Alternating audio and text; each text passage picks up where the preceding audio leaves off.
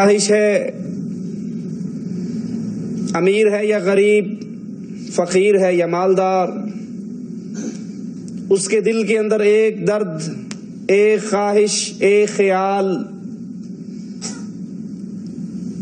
وہ ضرور سر ابھارتا ہے کہ زندگی دنیا کی تو گزر رہی ہے، گزر ہی جائے گی،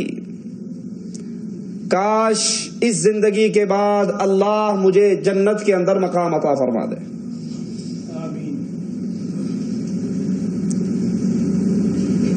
ہمارے جسم کے اندر ایک چیز، ایک عضو ایسا لگا ہوا ہے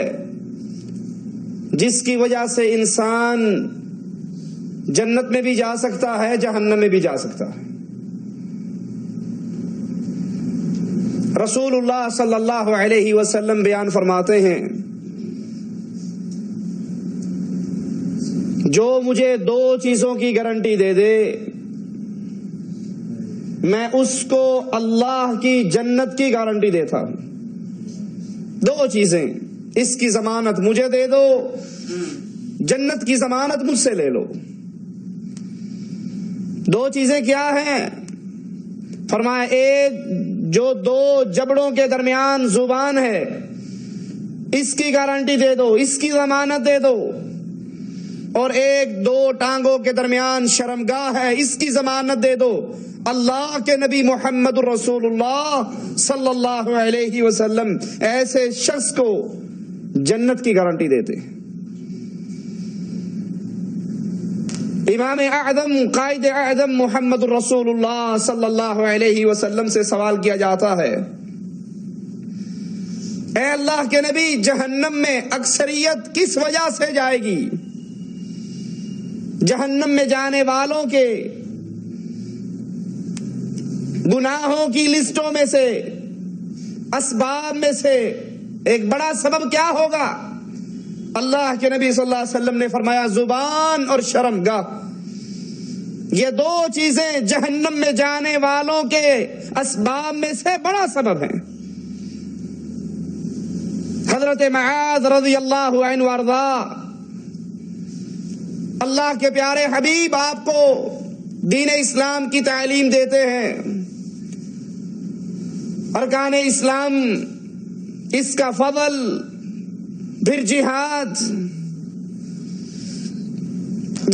کا اسلام کے اندر مقام و مرتبہ، یہ ساری باتیں سمجھانے کے بعد پھر ایک جملہ کہتے ہیں، اے معاذ، کیا میں تجھے ایک ایسی چیز کی خبر نہ دے دوں جو تیری ان ساری عبادتوں کی رکھوالی کرنے والی بن جائے، ان عبادات کی محافظ بن جائے، نماز، روزہ، حج، زکوٰۃ، صدقہ، جہاد، رات کی عبادت، ان ساروں کی رکھوالی بن جائے کہ ایسی چیز نہ بتاؤں؟ حضرت معاذ کہتے ہیں، یا رسول اللہ صلی اللہ علیہ وسلم، ضرور بتائیے، وہ کون سی چیز ہے جو میری نمازوں کی حفاظت کرے، میری عبادات کی حفاظت کرے، میرے جہاد کی حفاظت کرے؟ رسول اللہ صلی اللہ علیہ وسلم فرماتے ہیں، اے معاذ، اپنی اس زبان کو قابو رکھ، اس زبان کو کنٹرول میں رکھ۔ جس نے زبان پہ کنٹرول کر لیا اس کا دین محفوظ ہو گیا۔ حدیث میں آتا ہے، ہر صبح جسم کے اعضاء زبان سے سوال کرتے ہیں کہ ہمارے بارے میں اللہ سے ڈرتی رہنا، سیدھی رہنا، ہم تو تیرے ساتھ ہیں، اگر تو ٹھیک رہی ہم ٹھیک رہیں گے، اور اگر تو ٹیڑھی ہو گئی ہم ٹیڑھے ہو جائیں گے۔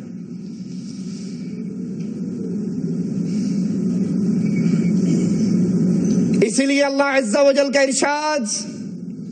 اپنے ذہنوں میں اتار لیجئے، ما يلفظ من قول الا لديه رقیب عتید، ما يلفظ من قول، انسان اپنی زبان سے جو کہتا ہے، جو مرضی کہہ لے، اچھا کہے برا، کسی کو گالی دے، کسی کی غیبت کرے، کسی کی چغلی کرے، کسی پہ الزام لگائے، کسی کے عیب تلاش کر کے پھر لوگوں میں بیان کرے، ما یلفظ من قول الا لدیہ رقیب عتید، تم اپنی زبان سے جو کچھ کہتے ہو، جو کچھ نکالتے ہو، اللہ کے ہاں اس کو لکھنے والا، محفوظ کرنے والا محفوظ کر لیتا.